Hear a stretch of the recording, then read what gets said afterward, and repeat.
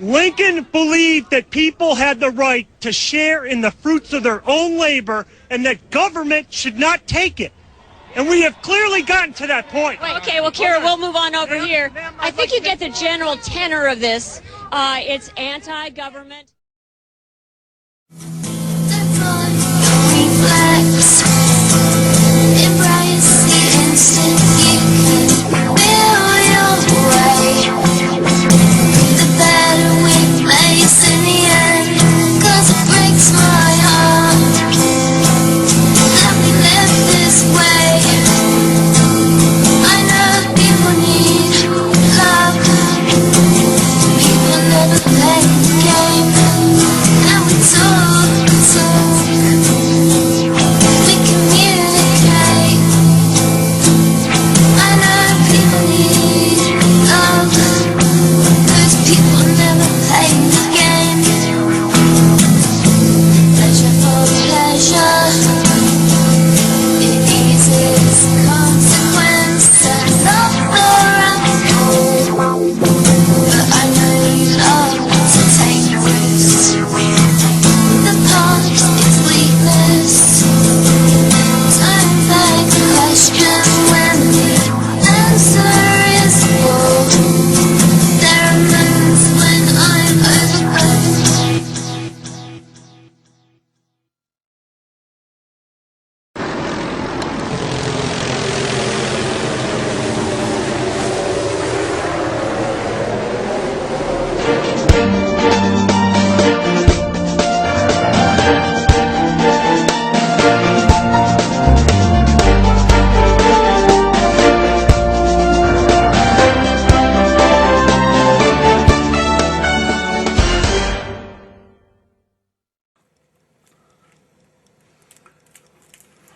You know, I just hit my head on that damn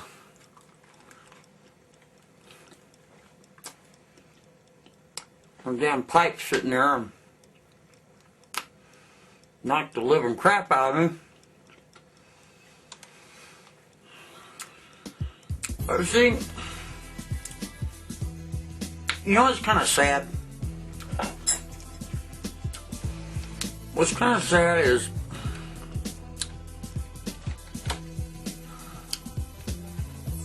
that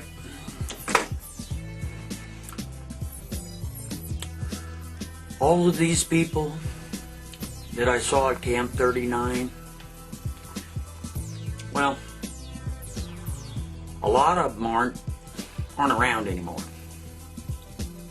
Well, they're around, but they certainly are not in their own bodies, if you know what I mean. See, what happened was, the New World Order decided to take after the Chinese. And what they're doing is they're taking prisoners of war, of course, of our war, and they're subsequently executing them and selling off their organs, because it's very important to sell off these people's organs because of all the debt that these people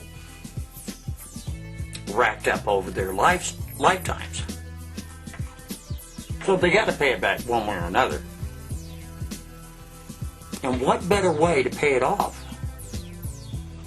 but through spare parts, if you will? Because, see, America got so far in debt, that somebody had to pay the ticket. So it might have well have been the people, because they had no money. By the time we kicked them all, or not all of them, but a lot of them out of their own homes, and by the time, we brought them to the point of absolute submission, what better way to make them pay for their mistakes? We kind of helped things along. but the ultimate price. It's a really good idea.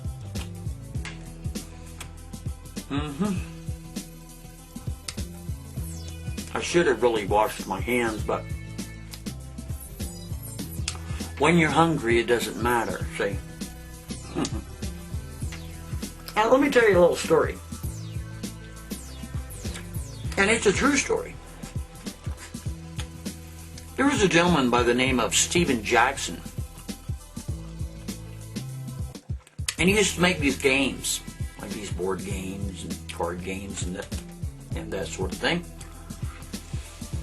And he made a card game, or rather he released the card game back in 1995, and it was called the Illuminati. And on these cards, you would swear that this man was predicting the future. Because on one card it had what looked like to be the Twin Towers and an explosion. And on another on another card it had not a tower, but more or less the Pentagon have an explosion. And then on another card it had like talking about quarantines and epidemics. And on another card it had about how the descenders, people that were descended, would be, let's say, eliminated, and the peaceful protesters, they would be controlled. And the last card was the end of the tape, or the end of the world. And what's really funny is, why would the Secret Service raid this man's office in 1990, 5 years prior to that? Why is that? Makes you wonder, huh? Could it be that somebody told this man some sort of information? Could it be that this man had some type of foresight and happened to be, so to speak, dead on? Or was it just mere chance and coincidence?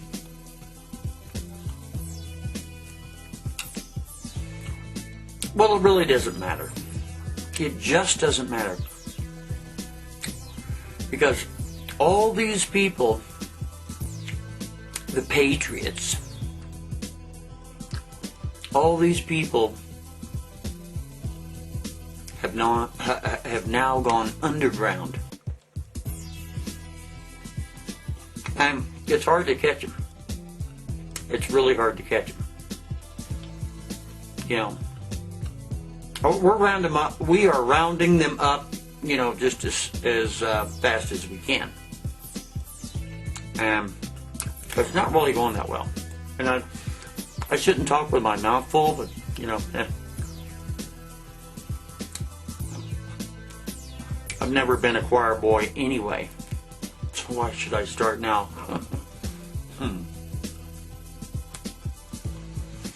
Yep. Makes you wonder, doesn't it?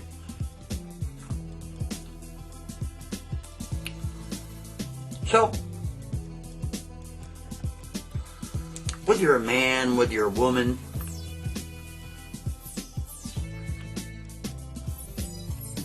it really doesn't matter. And I'll tell you why.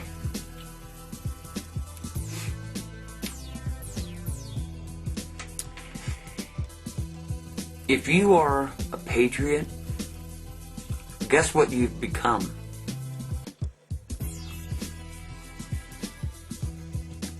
The new Jew. Like the Jews back in the 1930s, late 30s and early 40s, how they had to hide from the Germans so they wouldn't be sent to camps, so they wouldn't be executed, so they wouldn't be tortured, mutilated, tested upon. That's what you've become. Oh, yeah.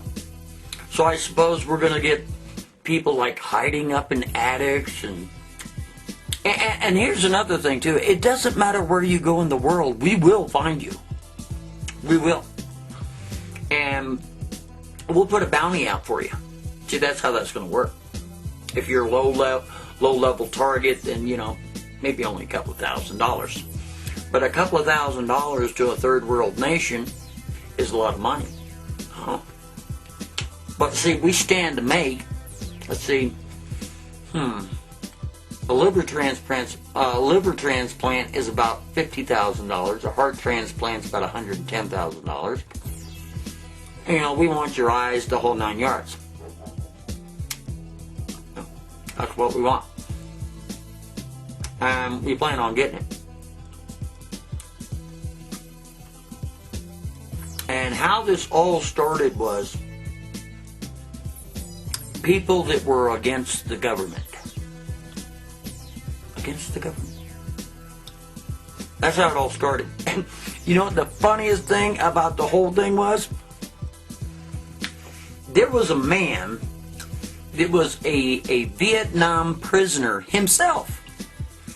And he got out of Vietnam and he was like some big war hero. And he actually introduced legislation to incarcerate the belligerent, to incarcerate the people that were accused of being anti-government or accused of doing something against the United States. That is a crack up in itself.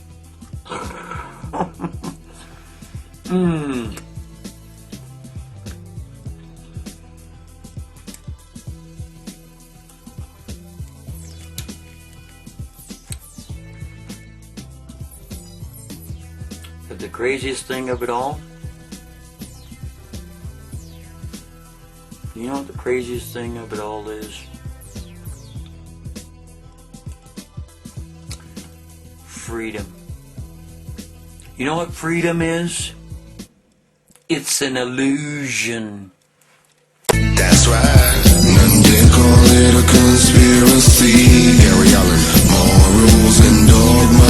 Albert Pike, that's all you need to read. And you will have a master's degree.